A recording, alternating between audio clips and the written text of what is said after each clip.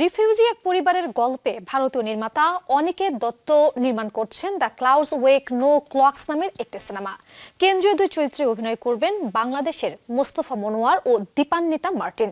কিভাবে যুক্ত হলেন তারা? কবে শুরু হচ্ছে শুটিং?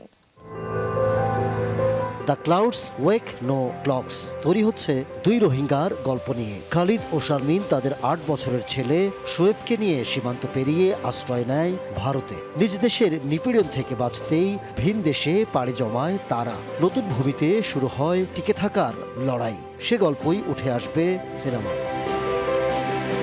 খালিদ ও শারমিন চরিত্রে দেখা যাবে মোস্তফা মনোয়ার ও দীপান্বিতা মার্টিনকে।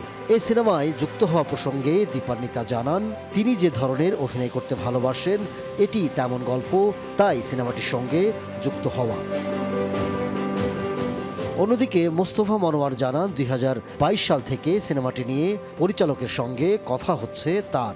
সাধারণ তবে পাওয়ারফুল গল্প হওয়ায় এই সিনেমায় কাজ করতে রাজি হয়েছেন তিনি।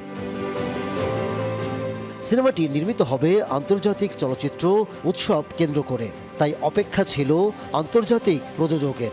অবশেষে চূড়ান্ত হয়েছে সেটাও। এই প্রজেক্টে প্রযোজক হিসেবে যুক্ত হয়েছেন দুই দেশের ৩ প্রযোজক। জার্মানির Christophe থোকের মগাদার films, Sebastian পপের Stokes films এবং সিঙ্গাপুরের জেরেমি চুয়ার প্রতিষ্ঠান প্রোটোকল। সিনেমার চিত্রনাট্য লিখেছেন অনিকেত দত্ত ও রশ্মি সেন। প্রধান দুই চরিত্রের মুখে থাকবে রোহিঙ্গাদের আঞ্চলিক ভাষা। পুরো শুটিং হবে ভারতের নানা জায়গায়। Ahmed Tauquir, showbiz tonight.